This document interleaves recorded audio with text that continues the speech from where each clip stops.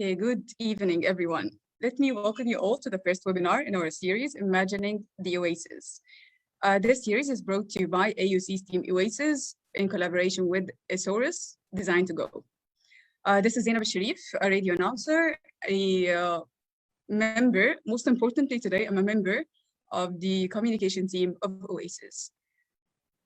To you, Nadine. Good evening, everyone. I am Nadine Hani. I'm a research assistant at AUC and the communications coordinator of the Oasis team. I am a teaching assistant also at the Department of Architecture at AUC. And now Zainab will be introducing to you our event this day. So Team Oasis, who is Team Oasis? Team Oasis is the only Egyptian team participating in Solar Decathlon competition, Middle East in Dubai. The competition entitles building or actually designing and then building a sustainable house. Team Oasis of AUC is composed of more than 30 students and around 10 faculty members or professors from different disciplines. It's a multidisciplinary team from architecture, structural engineering, mechanical engineering, energy engineering, art, communication, water management, and sustainability. The Solar Decathlon Middle East is an international competition for university students to design, build, and operate a sustainable solar-powered house happening in November 2021 in Dubai. We have 14 world-renowned institutions that will be competing in the world's most important green construction competition, known as the Olympics of the Sustainable Building. This year's competition offers participating universities and their partners an unprecedented opportunity for global exposure since it aligns with the World Expo in Dubai in 2021. SDME is this region's chance of getting the youth to think of global issues, starting from saving electricity and water, finding new ways of leading a sustainable lifestyle. So what is happening in Solar Decathlon Middle East? Well, Team Oasis is building a 100-meter square house, totally relying on solar energy and utilizing sustainable solutions.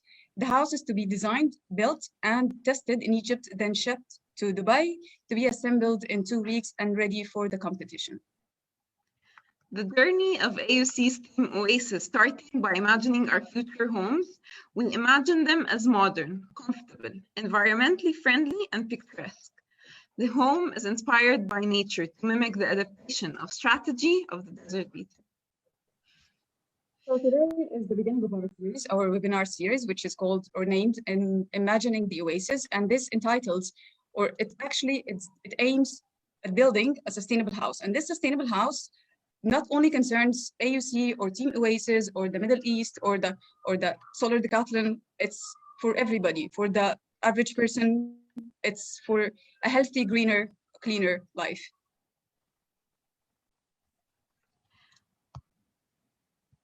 Today is the beginning of a webinar series that is aimed at raising awareness on sustainability from multiple perspectives, such as design, construction, agriculture, lifestyle, and more. Today's webinar is titled Mobilizing for a Better Future Through Sustainable Living. And what is sustainable living?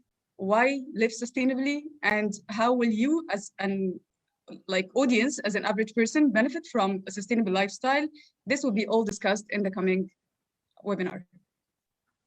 Our 4 speakers today are all pioneers, each in his or her field of interest. 4 different tracks of life, all agreed on the necessity of leading a healthier, greener, and cleaner lifestyle.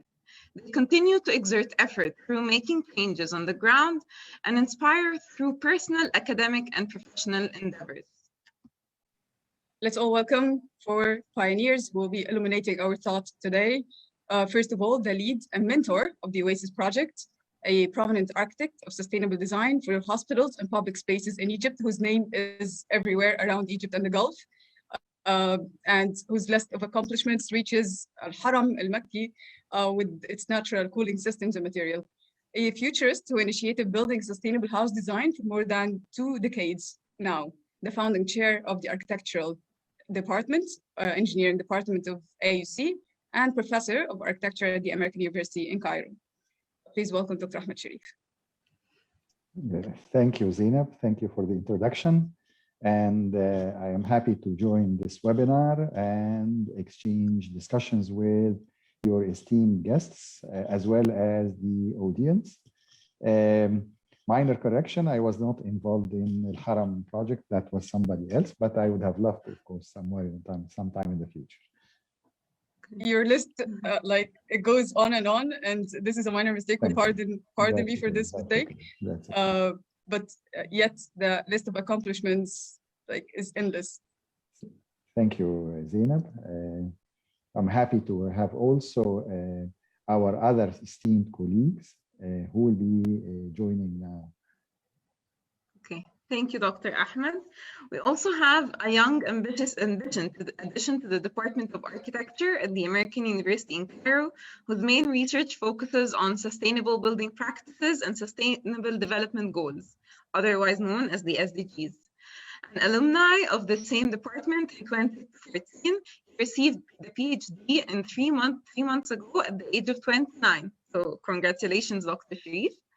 Most importantly, he is our intelligence agent who is giving us a sneak peek into the Solar Decathlon competition, since he once participated in Montreal's entry to the Solar Decathlon China in 2018, Canada. He is representing Canada. He is Dr. Sherif Goubran. Thank you for being with us today. Thank you, Nadine, for that. Thank you, Zainab, and thank you, Nadine, for inviting me. It's a pleasure to be with you today and to discuss with everyone and to hear from Sherif and Salma as well their ideas and to continue the discussion with Dr. Ahmed, of course, around the project and the parallels between both experiences. Very happy to be here, and thanks for the invitation. Actually, Dr. Sherif, thank you for being with us since for 2 months now on the communication team, and for your insight into Canada's experience, reflecting on our competition to be coming. And I hope, and inshallah, that will be very useful. Thank you, Zainab. Okay, our next speaker, our next pioneer in the session today is a yoga instructor who sets a model for thousands of followers on how powerful one's own initiative can influence and inspire for a community change. She's labeled as a green yoga instructor, and she banned the use of plastic in her life and her classes, and continues to make a change through sports. She's Salma Samir. Thank you, Nadine. Thank you, Zainab, for inviting me today. It's my absolute pleasure to be among everyone today in this panel. I hope I can humbly share what I do in the field of sustainable development and sustainability. Thank you, Salma Samir. It's a pleasure to have you today with us, and we're sure we're going to have a very fruitful discussion with you on board. Now, finally, Kofi Annan once said that education is the premise of progress in every society, in every family. Our last inspiring speaker continues to make change in our society with high public interest in sustainable education. He is the model United Nations and 21st century learning enthusiast. He is the founder and CEO of MUN Inc. Please welcome with me, Sherif Ashiry. Hello, Nadine. Thank you, Nadine, for the introduction. Thank you, Nadine and Zainab, for the invitation to take part in this conversation. As an educational provider, we take the sustainable development goals in everything that we do. And I'm very excited to share the perspective of education towards the goal, and really looking forward to all of the insights from the fellow panelists as well. Okay, so we want to kick off the discussion with a question to Dr. Ahmed Sherif. And before we starting directing questions to the panelists, I would like to draw your attention that this discussion is for the average user, for the public, for the normal person, for all of you to benefit from. It's not an academic discussion. It's very general, and we try to simplify and personify everything that is about sustainable development to each and every one of you. So, Dr. Ahmed, let's begin with a question about Team Oasis, about the house that we are building. And please tell us in what ways do you believe that Oasis design is going to be different from other participating universities, the other 14 participating universities? Okay, thank you, Zainab, for raising this important question. This came to our mind from day one. We wanted to introduce a design that is highly unique and extremely impressive in comparison with the other competing universities. Remember that we will be competing in October, inshallah, with representatives of top universities. So we want to make sure that what we are doing is unique. And we kept on saying in Arabic, مش عايزين تمثيل مشرف. عايزين أحسن شوية من التمثيل المشرف. So I hope we be doing that. Our design, we have at AUC the benefit of multidisciplinarity that is well knitted. AUC, because it's a well-knitted community that is tight.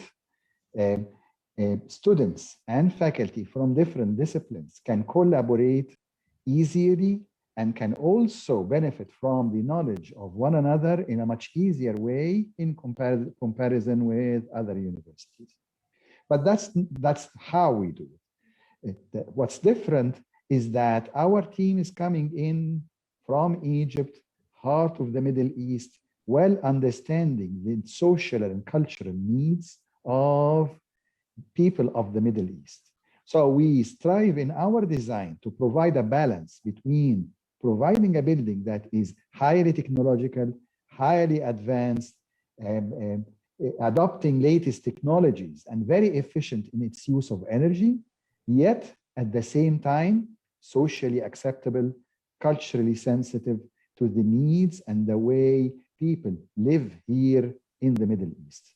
We know this because we live here, and we are well aware of how to balance between the social cultural issues and the technical, advanced, high-level integration with engineering and other disciplines. That balance is what will make our project highly unique. Hopefully, inshallah, that would be the case. And like we're aiming for the first place with your leadership, inshallah. We are lucky to have a strong team. Thank you, Doctor. Following up to Dr. Sherif, there is, since we are making a comparison here or like a benchmark study of the other teams, how about we make a comparison with the Team Canada from Solar Decathlon before where you participated in Solar Decathlon China?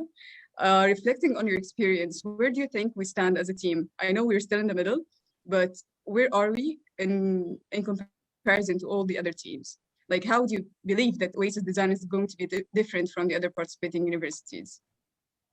Okay, so I'll first thank you, Zainab, for the question. It's a great build-up question on Dr. Ahmed's answer. So I think over the past few months, the AUC team has done really an exceptional effort in trying to catch up with the competition requirements, despite joining significantly late. And this, of course, has created a lot of pressure, but it also I see it has a lot of benefits. So back in Montreal, our project extended for 2 years because the competition got delayed a year and so. And this made us experience a sort of dense continuity of students. So, you know, students graduate, they leave and so on. In our case, we have a very big benefit where students can experience a certain continuity in the project from start to end, or the same student that kind of initiated and started the work will be able to be there in Dubai to see the work, so they know the ins and outs of the project in a certain way. So I see this as a big benefit, and we've already done a great job catching up. Also, during the time in Montreal, funding was a really big issue. We've been really lucky to have generous support from industry, leading industry and construction company, Hassan Allam Holding. Also, the sponsorship team led by Dr. Ahmed has landed a lot of key strategic partnerships with industry that offset a lot of costs. We also have a very generous support package from our university. So with this issue of continuity of students and funding resolved, I see that the AUC the AUC team is really, or Oasis team is really in a great position to move towards the construction and testing phase, leading to the competition and achievement, hopefully in November. In terms of how I see the house being different from other Solar Decathlon homes and so on, I see that you know, there's of course many design features that distinguish it, but usually in Solar Decathlon competitions you see that there's usually a lot of trade-offs. You know, the design team has to make a lot of trade-offs in order to make that home you know, easily deployable, shipped, cost effective, and all that. We still have these trade-offs, of course, but we kept true to the design concept, right? The high thermal mass walls, the courtyards, it really defies this trade-off ideology of these solar homes, and I think this will be really appreciated by the viewers. So I'll keep it at that. Yeah. Okay, thank you so much for the elaborate answer. It's very, very exciting, and it looks like we're hopefully headed for the win. Now, if we start to look at the bigger picture, I think we'll also like kick off from what Dr. Sherif and Dr. Ahmed were saying, and then maybe move on to the rest of our speakers and tell us what you think. We wanted to know, how do you imagine the future of smart homes in general?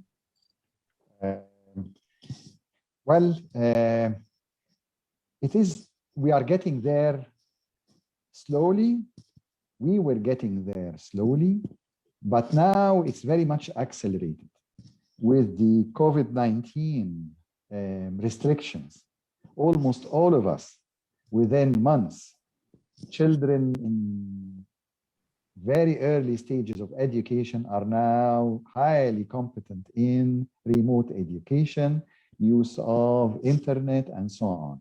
So the technology is penetrating so quickly in our ways of life in a way that we were not imagining a long time ago. This will extend to homes. Smart homes will pick up as well. Typically, the construction industry is 1-2 steps behind the other industries because it's a heavy industry. So, but we are seeing now smart elements in our homes, products coming in like refrigerators, ovens, TVs, even air conditioning systems, security systems. Smart homes are there. And now we are talking about smart homes that are independent of energy sources. And that will be the real future. And that's what we are working on in our Solar Decathlon project. That we want to make sure that our building will be self-sufficient through use of solar energy.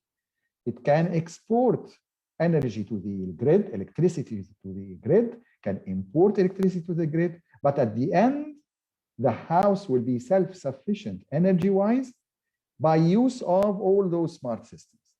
Thus, we will not need, you can build the house in a remote area, somewhere in the middle of the desert, where you are not forced to have infrastructure. You can have your own self-sustaining system.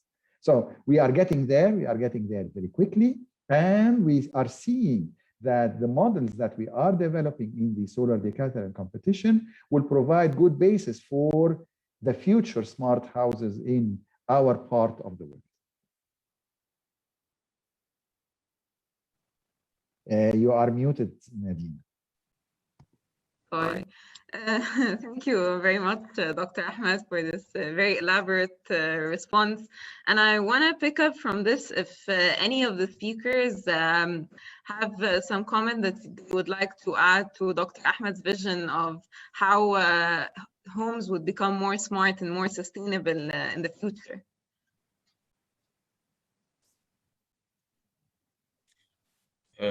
I may add there.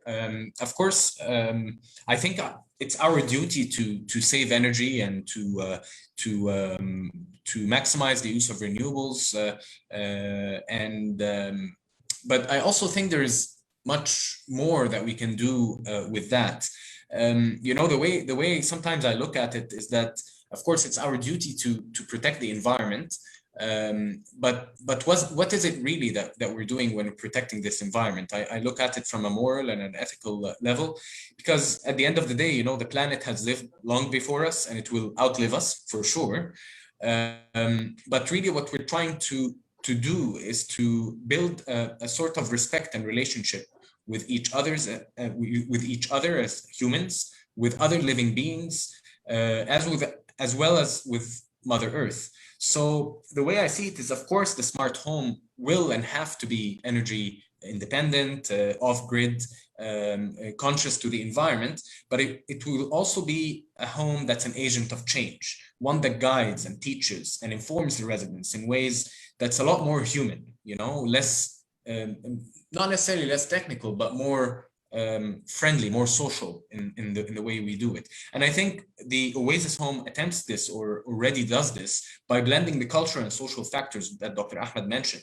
So for example, we have our courtyards that have plants, gardening, fish and other living beings, and we will be taking care of these beings in our courtyard in a sort of a process or an experience that's marked by care and compassion. So I think this as well is a way of thinking of the future of smart homes in a way. Very nicely put. And of course, Dr. Ahmed, you envisioned the whole project, and Dr. Sherif, you added like a human touch and social touch to it. And like following up to this question again, like is the top priority for the average person, like normal residents of the house, would be the comfort or the health or the smart designs, or like what is the top target of Oasis House? It's an oasis. That's why we named it that way. When you talk about an oasis, it's a safe haven from the busy life, from the harsh climate, from the pressures of outside. It's the oasis where you escape to your safe haven and enjoy life. And we made sure to add elements in the design that will create a micro environment, microclimate, micro setting for the users of the house to enjoy life in a private, socially acceptable way. And I think we have also places where we can add sustainable yoga as well. We have a very nice big terrace where a sustainable yoga session can easily be done by our family members. Thank you, Dr. Ahmed, for the human interaction side of the house. Moving now, like, of course, education is vital, but we shall take ladies first. So Salma, you're a mentor of green yoga. And first of all, please tell us what is green yoga and how do you maintain a sustainable lifestyle, and how would it be affected by living in a house that incorporates sustainable systems?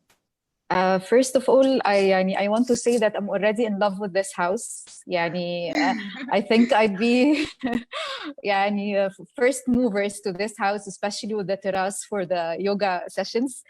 It's very, very intriguing, and it reflects so much on the yoga. But then I want to clarify something about the green yoga. It's not necessarily a green yoga. Yoga is a much wider concept and a bigger concept of life, not only just a lifestyle, but the concept of living. Parts of it is actually related to sustainability, environmental and social sustainability. في concepts كتيرة جدا in yoga that reflects on that essence. Like one of the things, for example, is kindness. And as Sherif was saying about creating respect between us humans and the plants, the environment, the animals, everything. So that's the concept of kindness in yoga. One should be kind to himself, should be kind to others, should be kind to animals, to plants, and eventually kind to the planet as well. So the whole idea is, if you're kind to your planet nowadays, it can bring kindness back to the future generations, which our kids and our grandkids are going to be from this generation. And maybe this is one of the things that I try to live with, and I try to teach my son, because he and his kids are going to take the result of what we're doing right now. So if I'm doing even hatta small steps right now, maybe it's going to come back to him eventually, years from now, maybe to his kids, his grandkids. So every small act actually can help. That's basically يعني about green yoga. It's not necessarily green, لكن هي it's in the depth of the philosophy of yoga. Like kindness, non-violence is another philosophy of yoga. Just non-violence in your thought, in your action, in your words that you say. What about banning the use of plastic? That's my yes, actually that's my very, very humble thing that I try to do. I have gone totally plastic-free grocery shopping. Whenever I go to the supermarket or grocery shopping, I take my own fabric bags, and I teach my son the same way. So you're gonna find the crazy lady in X supermarket with some fabric bags. That's the low public interest in sustainability, but that's amazing. We like have you will start more of those ladies. I hope so. Actually, I would love to be doing more on the plastic front, the plastic use. I try to use reusable stuff inside the house as much as I can. And I think part of it is also teaching my son to do the same. So it's not weird in our house not to use plastics. Totally acceptable in the house, and it's actually a favorable thing to do. So sometimes I find him on his own, like when he's buying something, okay, no, thank you, we're not taking a plastic bag. I'm just taking it in my own bag. Perfect. So yeah, just sounds good. So the new generation and education is something important, that what we do is not for this generation. What we are doing is for them as well, and actually it is for them, right? Yes, definitely. I think this is the essence of sustainability, is to sustain the resources that we have for the future generations. Future generations are going to be our kids and grandkids, so we have a role in it. I personally, I feel I have a role, even if it's a small role. I feel responsible somehow of each one of us is making a small difference. Thus, the cumulative difference will make a big thing. Or a big difference, yes. Dr. Ahmed. Definitely, I believe so, yes. What about Sherif's experience then in education and in youth generation? Well, our experience with education is very interesting, especially that I always say that the role of extracurricular activities falls under the umbrella of learning outside of the classroom, because how we envision the school is that it provides learning opportunities within the classroom, but also outside of the confines of the classroom. And this is where we come to play a role. Generally speaking, the most important thing that we see in regards to the future generations is that when there's a learning journey that's provided for students that they can take full control over, you see amazing results in their retention of the material they're trying to learn, but you also see great engagement in the school as well, even though it only started with a student activity. And this is why at the heart of our programs, we take sustainability in the heart of everything, because every student that comes to join an extracurricular activity came there by choice at the end, which shows that they have initial interest in it. And this gives us the room to introduce all of these concepts and practices related to sustainability in it. And from the schools that we've worked with, they've seen great results throughout our programs and inside the classrooms for the students that become aware about the concepts of sustainability. I want to pick up from your experience also in the SDGs. If you could give a quick brief about what the SDGs are, why they're so critical, why they were created. And I think I would also like if you can focus on the SDG 15 and 11, which talk about sustainable cities and living in harmony with nature, which is what I think all of the panelists have established now is the core of sustainability. Okay, well, to provide a very brief idea, the Sustainable Development Goals were adopted by the United Nations in 2015. Contrary to popular belief, the Sustainable Development Goals are not a plan.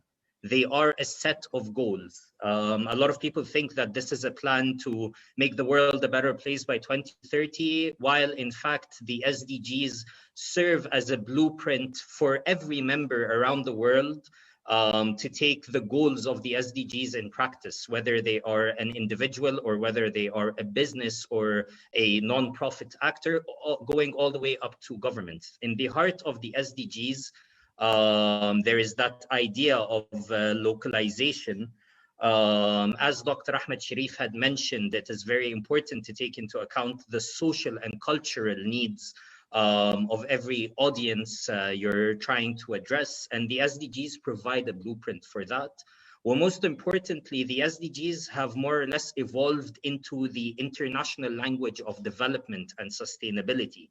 Instead of having millions of players around the world tackling sustainability, now there has been a defined language that international players can communicate with each other to reflect the work and the impact that they're trying to achieve, whether it's intergovernmental or between entities towards the government or between private entities towards private entities. I think I want to pick up from this also and move to Dr. Sherif Goubran, because you also have a lot of experience in the SDGs, but you take it from a more academic perspective.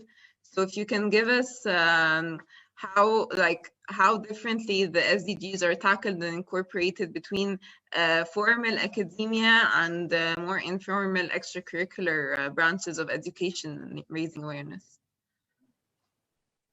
Okay.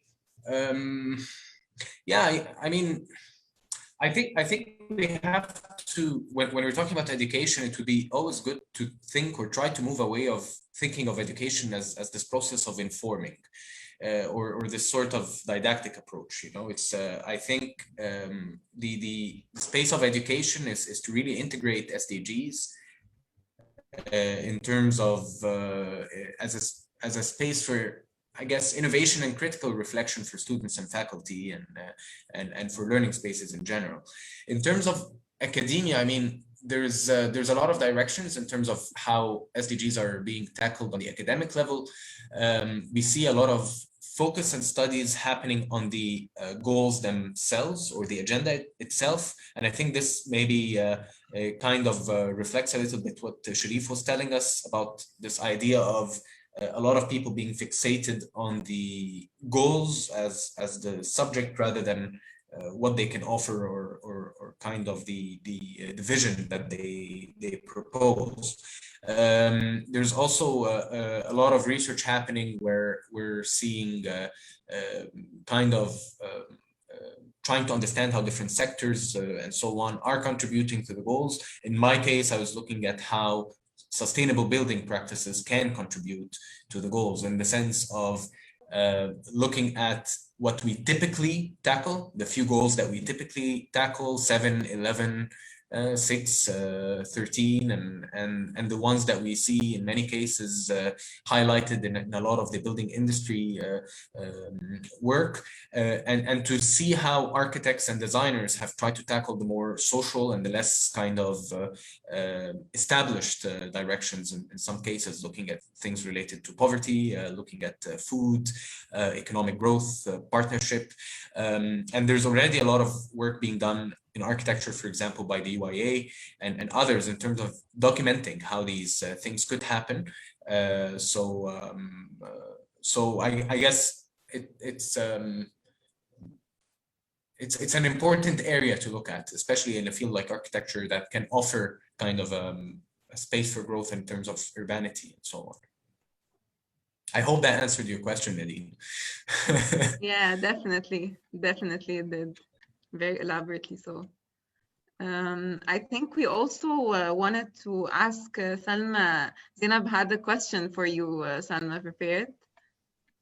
Sure. Actually, we do have a question for Salma, but coming up next. Before that, we would like to ask Dr. Ahmed Sherif about, it's a very personal and like, I would like you to mesmerize and look back, like a flashback into your adventures and your journeys inside of Egypt and outside, and tell us about one building that mesmerized you and that was fascinating in its own sustainable design. I would be more than happy to answer this, but let me ask Salma a question first, because it came up to my mind. Being in sustainable yoga and have your influence on a large number of people, how do you see the struggle of trying to work in a society that is not really appreciative to a great extent with the principles of sustainability? So how would you suggest that we approach this? Because it still fits, I will answer you, Zainab, but it's not seeing the line of discussion that we are talking about the sustainable development goals, education, and also dealing with the young generation. That opens up the issue of somebody who is highly responsible like Salma, and we are proud of everything that she does. But she faces struggle. You are facing struggle. How do you advise us on how to educate maybe the society? How can we deal with this? Yes, thank you, Dr. Ahmed. Actually, that's a great question, yani, and it is a challenge. It is a challenge regarding the younger generations and actually our generation and everyone actually to be able to have an understanding about sustainability and to be convinced actually to do something about it. I think one of the most important things is to build awareness. It can take time, I know, but it's the most effective is to build awareness, to build consciousness about the environment, about ourselves, about the community, about the concept and the meaning of sustainability. And I think for me, for my students in my class, that's somehow what we do in the yoga classes, aside from the physical practice, is that we work on our awareness, we work on our consciousness, our responsibility to ourselves and others.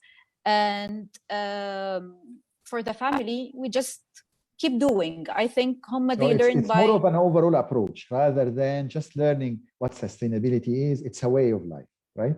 It's a way of life, and of course we can reach out to the kids. Yani, now kids learn in different ways than we used to. Yani, but learning by example is something very important, right? Yes. When your kid sees you do this and do that. Yes, and he will follow suit.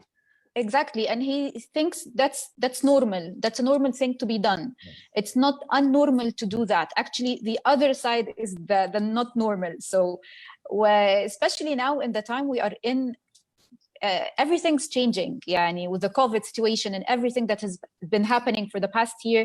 There are new norms now. Yes. So I think people now might accept new normal. Like now plastic is not the normal thing. Actually using other alternatives is the normal thing, which brings me to the other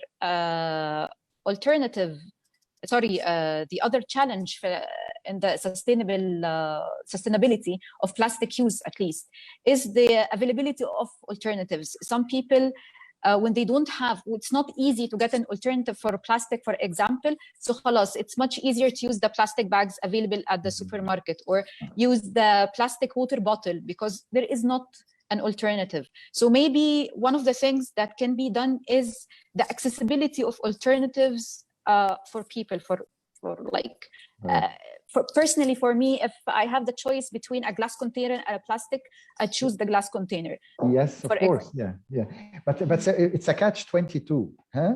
You need to have demand for sustainable products. Yes, and of course. The companies will not produce unless there is a demand. So it's kind of a catch-22. That's where maybe Sherif's role in education can step in. How do you see the challenges, Sherif? Okay, so the main challenges when we try to envision sustainability and education, we need to take a look at it from two perspectives. The first perspective is looking at the school as a consumer, because the school at the end as an organization in society, yes, it does provide an educational experience, to the students enrolled in it. However, in order to make that happen, the school is a massive consumer, whether we're talking about water resources or energy resources or the different materials that come in and out of the school every day. So the first thing is that we need to examine the school's consumption practices. Given the many stakeholders involved, if the school chooses to take a sustainable approach towards consumption, this in turn creates the demand you mentioned, Dr. Ahmed, where a lot of different stakeholders would be interested to cater to that demand.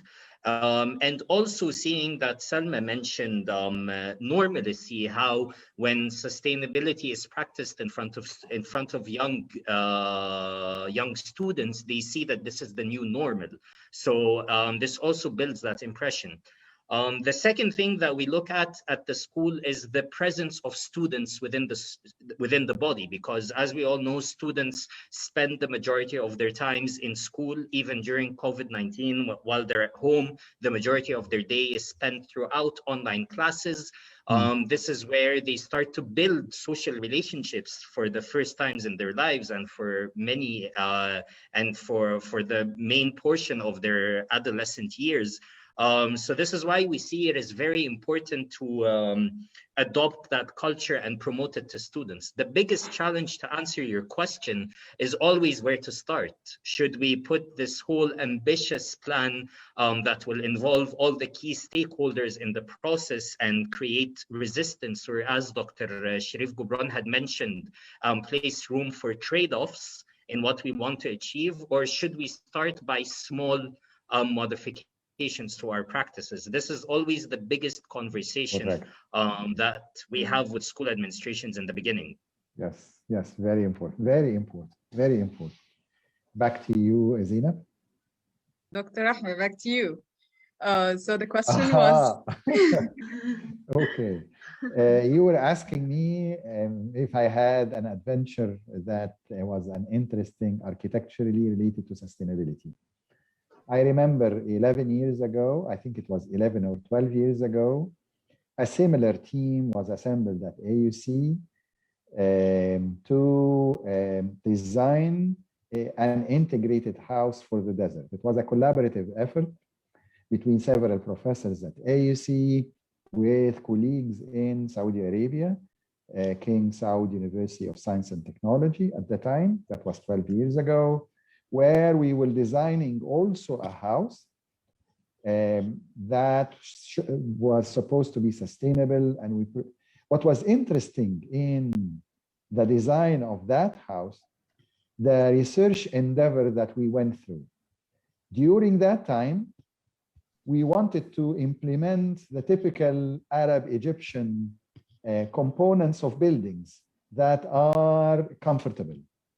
Typical old Arab Egyptian houses would have courtyards, would have what we call mashrabiyya or sunscreens or lattice, depending on how you name it. We looked in literature, in science. Do we know how mashrabiyya works? We could not find, except very little research. So what was very interesting to us at the time, that was 12 years ago, is to establish a research group to understand how the mashrabiyya works. How does it protect from sun rays? How does it promote daylighting? And we were almost the first all over the world, because that's our thing. Again, going back to the culture and the society, something that belongs to us. So we were. Can we call this vernacular architecture? Yes, it was vernacular at the time. But if you want to do something modern out of it, you need to understand how does it work, so that when you do something modern, you would do it so that it works like those vernacular that were done based on experience throughout the years. So what we did good deal of research at the time. It was quite an adventure. We had a very strong team of colleagues, of professors from daylighting, thermal, and other disciplines. And we studied and published very important papers on issues related to how would these, and now we are quoted by many researchers, the sunscreens. We were the because that's ours, right? So it was quite an interesting venture to understand and to tell others how would a solar screen work. And we managed to do that. And did you apply it? Perfect. Of course, at the end, we produced a house design, but unfortunately, due to funding, we could not build it. That is why it was very important to us before we start this project to seek funding for building the house. And you did guarantee you in this project. We'll see. Let's hope it will continue. I wish I had graduated at the time and participated in this. It sounds 12 years very ago. Interesting. Yes, it was very I have a great interest in heritage. Yeah, it was very important for us to understand how that old thing really scientifically works. And it works. It works beautifully, right? Now we can produce very modern shapes, but adopting the same principles that were learned by our friends from our ancestors or the old people of old Egypt and old Arabia as well. And I think I want to pick up from this approach to sustainability and development that is more localized, because I know that now the rhetoric about development in the world is talking about how we should seek more localized solutions and localized approaches to developmental solutions, not just in terms of building, but also in terms of education, raising awareness, the topics that we discuss, the industries that we get into. The famous Hassan Fathi, we all know who is Hassan Fathi, the famous architect, Egyptian architect Hassan Fathi. He used to say, look under your feet and build. بص تحت رجلك وابني. Use the local material, use the local resources, rather than importing something from somewhere else. Of course, we have to learn from the others, and then we do something that belongs to us, ours. Because and that's what that is really sensitive to your place. Hassan Fathi was definitely a pioneer, and he's an Egyptian architect who, if anyone here doesn't know, he is now at the scale of major global architects, and people try to learn from his endeavors from all over the world, and he created a huge shift in the architecture field, and especially in terms of social architecture. Now I want to move to Sherif also, because since we're talking about the developmental solutions and so on, how do you in your education, in your awareness campaigns and your education endeavors, how do you localize the goals and localize the global endeavors into more local solutions that maybe are related to our culture and our heritage and so on? Thank you, Nadine, for the very interesting question. So what we usually do is that we start by explaining the global context of the Sustainable Development Goals. And from there, we start to talk about how the specifics of the SDGs allow a blueprint for localization. These goals, these are a set of goals that the world committed to achieve by 2030. However, the entire world understood that this cannot be achieved in a one-size-fits-all format. Usually, when dealing with young students, the most important thing that we take into account is that we need to give them immediate context. So the thing that we start observing is the local community the student interacts with. So we start observing the school itself. What are the different stakeholders that interact with me at the school from my local community? Whether from the members, the different members of the staff that aren't part of the faculty, the different stakeholders that keep the operation running in the background. And this is usually a great starting point to the conversation, where students start to see that the local community is all around them and they interact with it every day. Especially in MUN Inc., because we organize a lot of trips as well for educational purposes.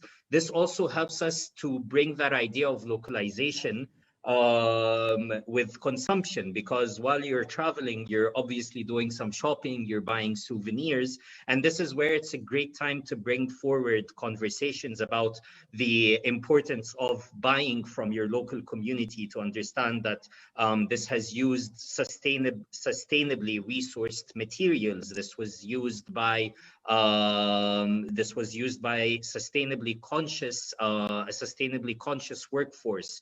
And that at the end, that your money is going to impact the lives of families rather than going to a big major producer. So it is these small interactions that give immediate context that help students build a bigger understanding of the SDGs. It's very interesting. It's very interesting to see how the developmental approaches are tackled through different industries, but with the whole approach is heading towards a more contextual approach and being able to reach the local population, whether by the students or people working like with the handicrafts and so on that you said you visit in your trips and so on. It's very interesting. And I wanted to know also if Salma can tell us how her work with the green yoga and working with the younger generation, Sean, how does that also incorporate more contextual solutions? Well, Nadine, it's again, it's all about the awareness and the building of the awareness and the consciousness. It takes time, yes, but hopefully by this time it's built. People are more aware of their feelings. They're more aware of their mindsets. They can decide on what they want. Maybe during that, they can build in the concept of sustainability, building in the concepts of preserving the environment, being kind to themselves. Again, as I said before, being kind to others, being kind to the planet around them. So it's all about building that awareness and consciousness through yoga, whether it's a physical practice or a meditative practice, or even through your breath. So I hope this answers your question. Yeah. Let me say that Salma is on her way to the wedding. Yes, yeah, right? I'm so sorry for this. Yes. On the contrary, actually, that's a big it's our pleasure that you did all your efforts to join us while you have. I had to push it. I tried to push it as much as possible. Thank you so much for that. But I want to go back to Sherif. Sherif, there is actually I wanted to comment, and it's a very personal comment. It's like somehow related, but not very. It's about the pen that you were using on your the pen, the SDGs pen. Like, is this like something that is common, or do you have it from the what is the story behind the pen? Well, actually, this pin holds a few special memories, because I actually bought this pin from the United Nations headquarters in New York. This was when we had a delegation of students participating in a conference taking place there, and that conference had the SDGs in the center of the heart in it, and it was a wholesome experience being there at the UN headquarters, seeing the how the conversations about sustainability are such a big deal. Like, you walk into the United Nations and you see the SDGs everywhere around you, in the corridors, in the halls, all of that. So as for the pin itself, I have come to interact with a lot of sustainability professionals that do wear that pin as a statement of their commitment and their work's commitment towards the goals. And because, as I said, the SDGs have evolved into a language or a symbol of a commitment to a better tomorrow. That's a great representation of the cause. And we would like to move to Dr. Sherif. Actually, our time is like coming to an end, and it moved so fast. But Dr. Sherif Goubran, there is a vital question that we need to ask before wrapping up the conversation. So it's about the comparison between Canada education and Egyptian education. And based on the observations on Canadian education, Canada is ranked 21 in its progress towards achieving all 17 SDGs. So, like, how is sustainable development incorporated into Canadian education, and how do you see the case here in Egypt? Okay, thank you, Zainab, for the question. I think again that kind of links a little bit to the comment I gave earlier in the sense of trying to think of the goals as a space for innovation and for kind of critical reflections by educators as well as students to kind of push the young generation to think how these kind of systemic issues could be tackled.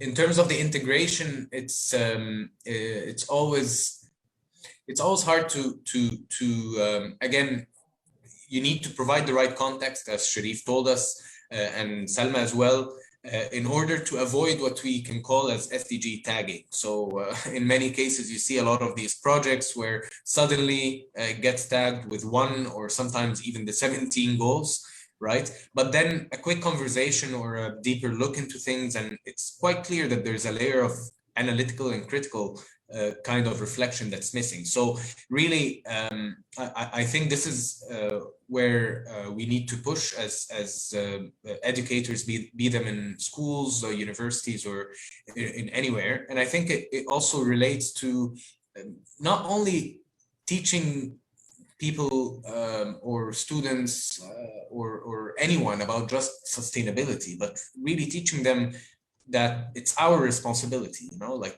these things are our responsibility. It's not that, you know, in many cases you see some people thinking that their more responsibility towards the environment kind of ends at their doorstep somehow, you know, but it's really not the case. And I think the few things that kind of show that gap really is sometimes behavior that you observe normally, you know, with in many cases, it would be unthinkable to leave a piece of plastic or even paper in a natural environment in anywhere, you know, but here you go to protected areas and you see people leaving things behind, thinking that others should take care of that mess, right? But really there is no other. It's your responsibility. It's our collective responsibility to take care of whatever we produce. It's fine that we consume, but at least we should take responsibility for that consumption, you know? So you know, it's really kind of ingraining in that approach this notion of care for the other, you know, this other being the environment, another human being, another being, right? So this ideology of care is really where we need to push. And I think universities certainly have a role to play, whether enforcing this by rule or policy or by engagement or and so on. And I think a mix of both might be needed at some point. Thank you, Dr. Sherif, for answering that. And now, actually, our time is over. We'll just wrap up with a general question for all the panelists. So let's start with Dr. Ahmed, and the question goes to everybody else. So how do you think that Oasis can be adapted on a large scale in Egypt? This is an important question. When we started our Oasis project from day one, we wanted to make sure that it's not just for the competition. It's not just looking at the future. No, we are designing a project that can be implemented and serve Egyptian development goals. That is why we are designing the house having in mind the use in the new ambitious projects that are implemented by the Egyptian government, the new Delta. That's a new ambitious project that we are very proud of. This house can be easily adapted for use there. And also the 1.5 million Faddan project, in which we are really tackling the moving to the desert and how can we approach that in a sustainable way. Thank you, Dr. Ahmed. Moving to Dr. Sherif, your vision on the mass production of Oasis. It's interesting you called it that, Zainab. Well, you know, I think maybe I'll bounce off an earlier comment or an exchange that happened regarding this issue of demand and specifically the financials. Of course, developing a house that's sustainable might entail higher upfront costs, right? We know, for example, that certain environmental benefits and savings can pay back, so that already we know. But I think the success of really large-scale implementation will need to consider the societal and economic benefits that are a bit longer in their vision, right? So we know that if we put a solar panel, we'll save energy, right? And you can create a green bond on that, and that's easy. But who's taking over the societal risk, right? Should it be the small investor who's buying that home and making already a big risk to move in the desert to plant or to do something else? I think there's other solutions to look at. We need to start to develop new financial tools that are more just, equitable, and affordable in order to transfer risk from small-scale investors to large-scale investors and governments who are able to take over this risk, who can accept longer return on investment and paybacks and lower return on investments, actually, right? And the idea there is to really allow small-scale investors to go there and live sustainably and get kind of in touch with that new vision of sustainability without taking too much risk, right? There's already tools available like social impact bonds, for example, that could be used in that.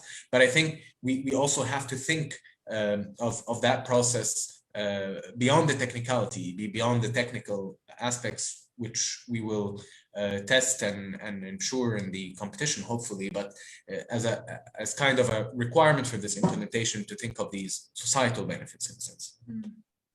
Very interesting take on the social and financial sides of adapting Oasis as a house and as a concept.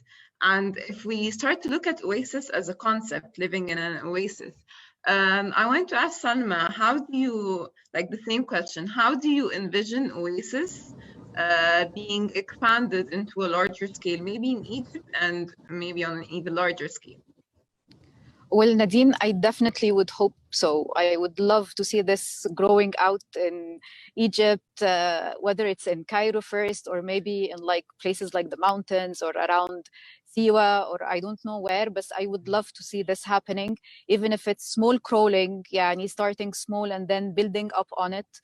I would love to see the demand growing and somehow reaching a financial tool that would make this somehow affordable. I know this might be a little bit hopeful, but I certainly surely hope this happens one day.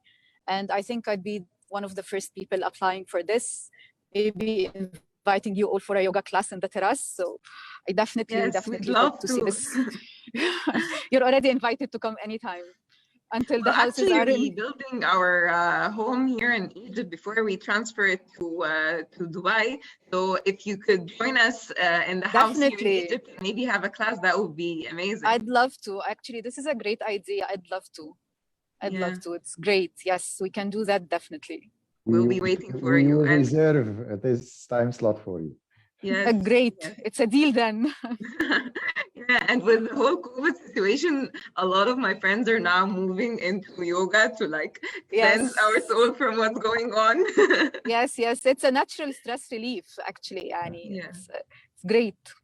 Yeah. Same with Sherif students. Once we assemble the house in Cairo, we would love to have your students come visit, and we can show them in real how are we approaching sustainable development goals.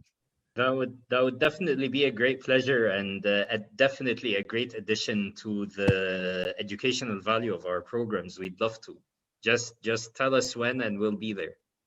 Inshallah, على August كده بإذن الله. Yeah, we'll definitely add you to the agenda. It'll be amazing to have both of you and really take advantage of finally having a place in Egypt that is both socially and environmentally sustainable, and use it as an example for the younger generation. And I also wanted to see if you have a vision also, Sherif, to how Oasis as a concept can be applied on the larger scale. Well, I'm actually going to follow on what Dr. Sherif was saying about how mitigating risk and all of that. From what I know about Oasis is that it allows a huge platform for partnership at the end. Business models are important for them to be economically viable, and this is what will make construction companies adopt a similar concepts and figure out localizing it to all the different environments this project can happen. But it also opens the room for partnership with financial institutions, seeing that we're already seeing a trend how banks are moving towards financing individuals that want to individuals and companies that want to install solar panels instead of having to pay a big upfront investment. We're seeing a lot of partnerships from the government where there are a lot of business incentives given towards companies that have a sustainable approach or a sustainable objective. So the way I see it, that it truly does provide a great connecting point for partnership between many stakeholders in society, which is one of the main pillars of the SDGs.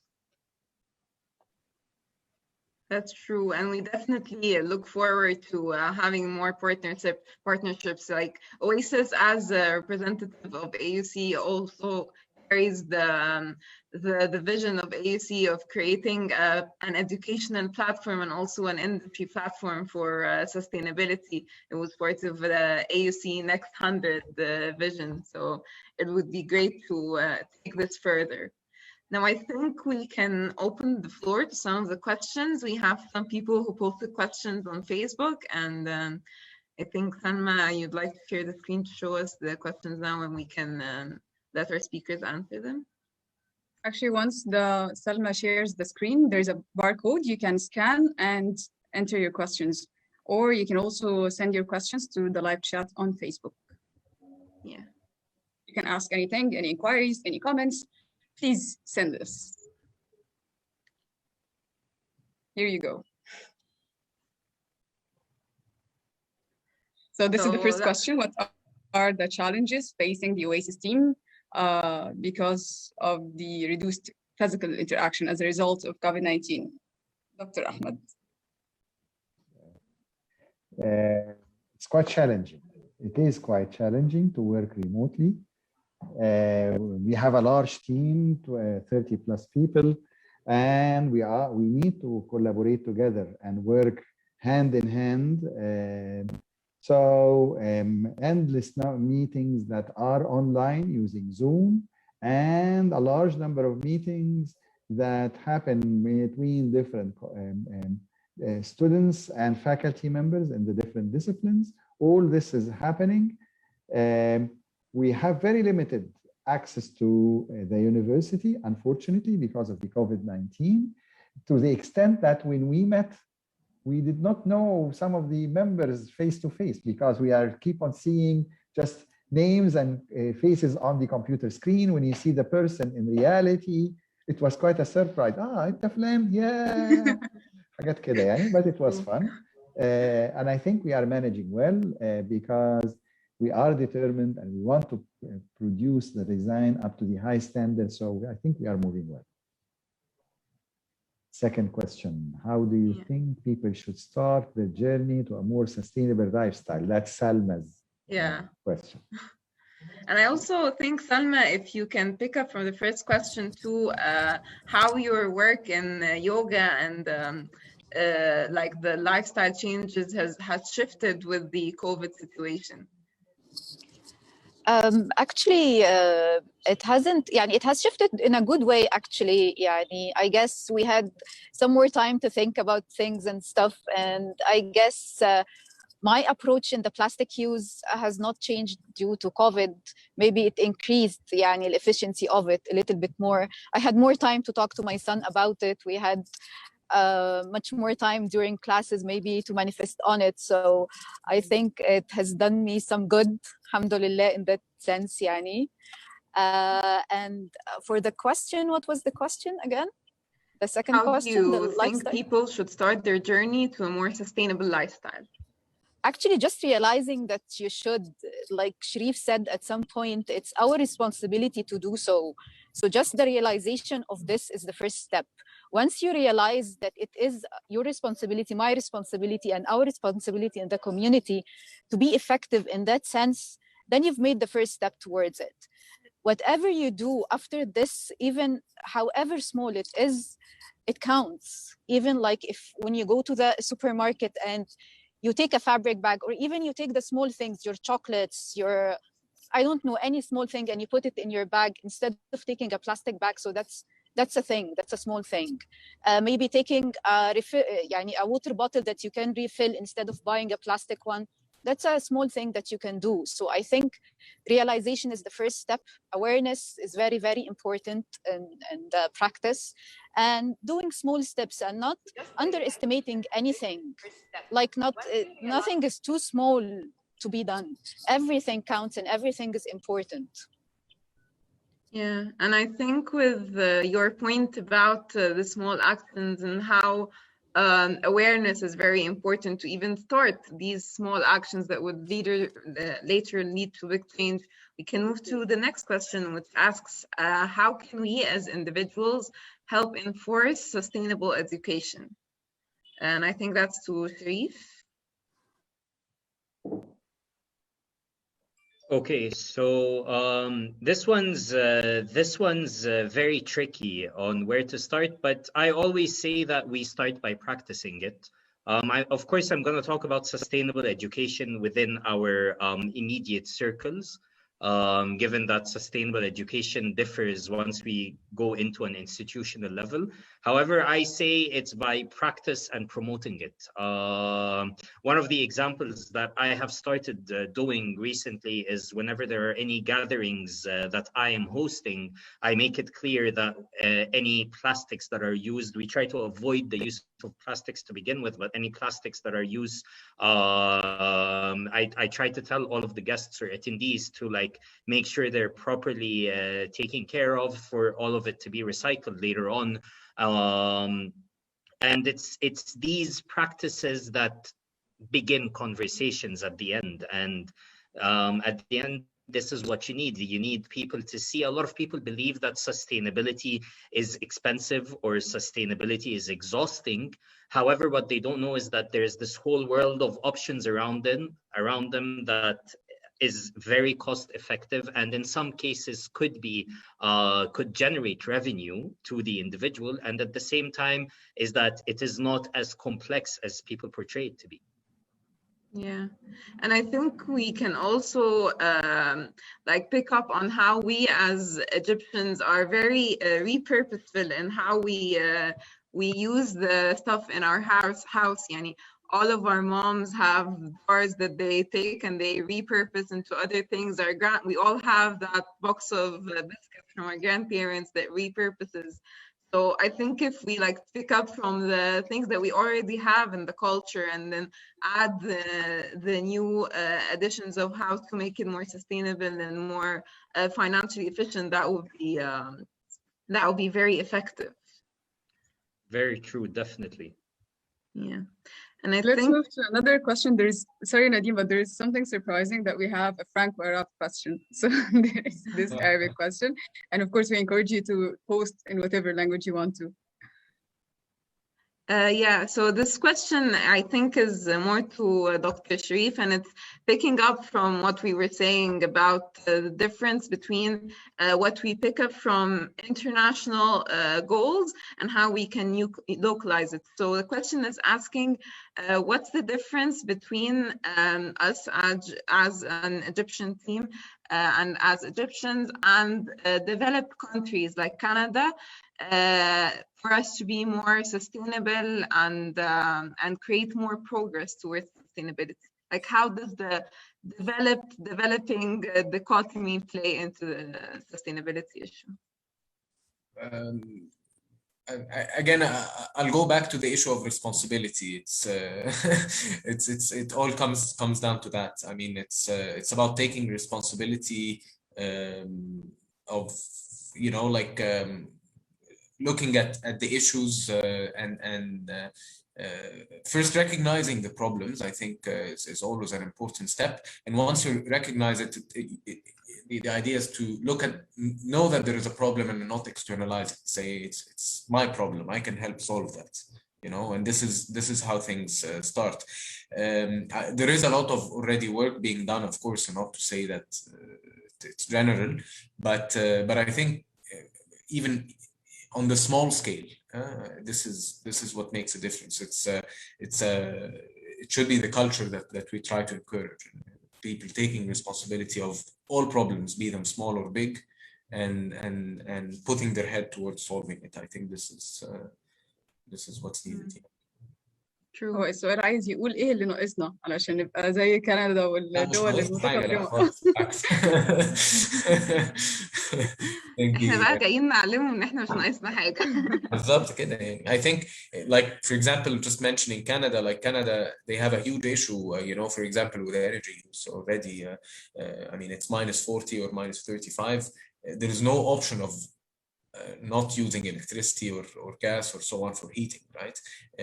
In our climates, we have the opportunity not to overuse air conditioning. We have the opportunity not to overuse heating. We have the opportunity of a lot of things, right? We have fresh water sources, you know. We don't have to use bottled water. It's and I think similar to the developing dichotomy, there's also like this challenge in Egypt of sometimes people discussing issues like sustainability and raising awareness about this, but it's all within a very small bubble of maybe the upper class or people who have higher education and graduate studies and so on. So there's a question here that talks about how can we spread that to the rest of the 90% or 99%, because really we can never make change and actually shift towards a more sustainable country and a more sustainable lifestyle if we don't include in our discussion and not just raise awareness too, but also include in our work all the segments of our population. So how do you, Sherif and Salma, see that being incorporated into the awareness process?